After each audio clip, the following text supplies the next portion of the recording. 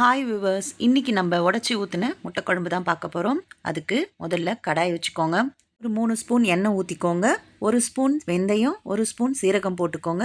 பொரியட்டும். 1 ஸ்பூன் கடுகு உளுத்தம்பருப்பு போட்டுக்கோங்க.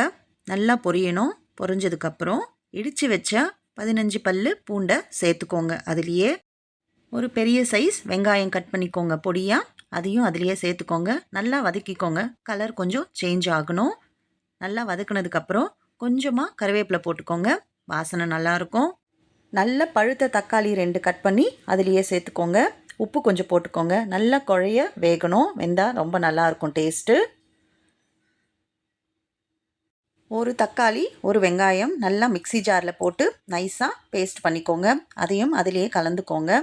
கலந்ததுக்கப்புறம் நல்லா பச்சை வாசனை போகிற வரைக்கும் நல்லா வதக்கிக்கோங்க. கலர் கொஞ்சம் சேஞ்ச் ஆகும்.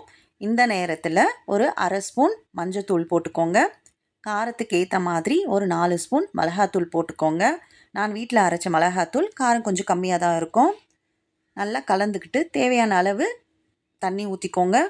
தண்ணி ஊற்றி நல்லா கலக்கிக்கோங்க. நல்லா கொதிக்கட்டும். இந்த நேரத்தில் கரைச்சி வச்சுருக்கிற எலுமிச்சம்பழம் சைஸில் இருக்கிற புளியை கரைச்சி ஊற்றிக்கோங்க. நல்லா கலந்துக்கோங்க. நல்லா கொதிக்கணும். நல்லா கொதித்து மேலே எண்ணெய் பிரியும். அந்த நேரத்தில் முட்டையை உடச்சி ஊற்றிக்கோங்க. அதுலேயே முட்டையை உடச்சி ஊற்றிட்டு அதை நம்ம எதுவும் டிஸ்டர்ப் பண்ணக்கூடாது, கலக்கக்கூடாது, உடஞ்சி போயிடும். அதை டிஸ்டர்ப் பண்ணாமல் மூடி போட்டு மூடி வச்சுடுங்க.